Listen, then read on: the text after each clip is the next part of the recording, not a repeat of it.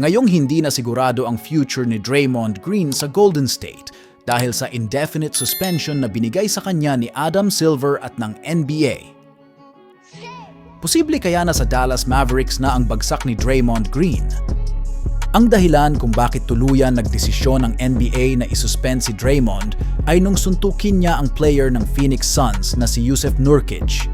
Bago din kasi mangyari ito ay meron na din ginawa si Draymond ngayong season na matindi din.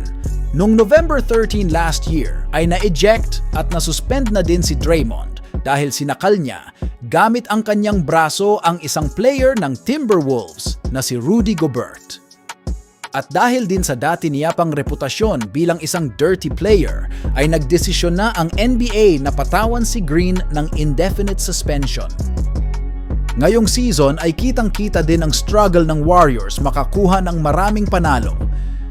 Tapos dumagdag pa ang indefinite suspension kay Draymond Green, kaya madaming fans ang nagsasabi na dapat nang mag-trade ng players ang Warriors.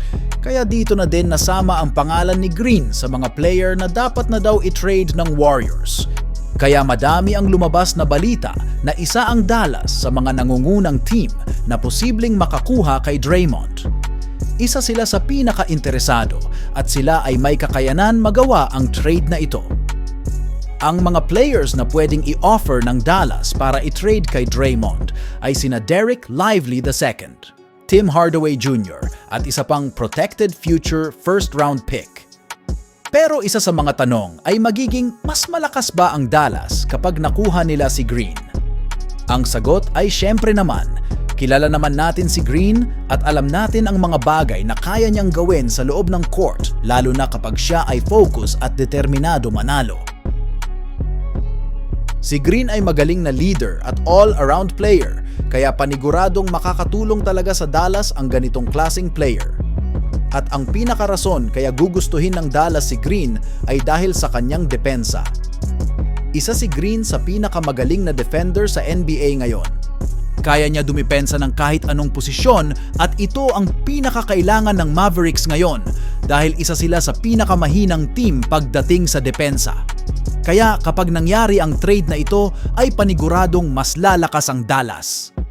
Pero ang isa pang tanong ay posible ba talaga mangyari ang trade na to ngayong season? Sa tingin ko ay may posibilidad pero hindi ganun kataas. Kasi hindi din naman basta-basta papakawalan lang ng Warriors ang isa sa Big 3 nila. Kaya para maging posible ang trade na ito ay kinakailangan talaga ng Dallas mag-offer ng players na mapapakinabangan talaga ng Warriors. Kasi kung hindi, bakit pa nila ititrade si Green, di ba? Sigurado din ako na hindi din papayag si Steph na itrade si Draymond ng basta-basta lang. Dahil naging malaking tulong si Green sa kanyang success. Kaya kung mangyari man ang trade na ito ay talagang magiging mas exciting ang laban ng Warriors at Dallas. Sa husay ni Green ay hindi lang Dallas ang team na gugustuhin makuha ito. Pero kung lilipat man si Green ay Dallas talaga ang team na magiging perfect fit sa kanya.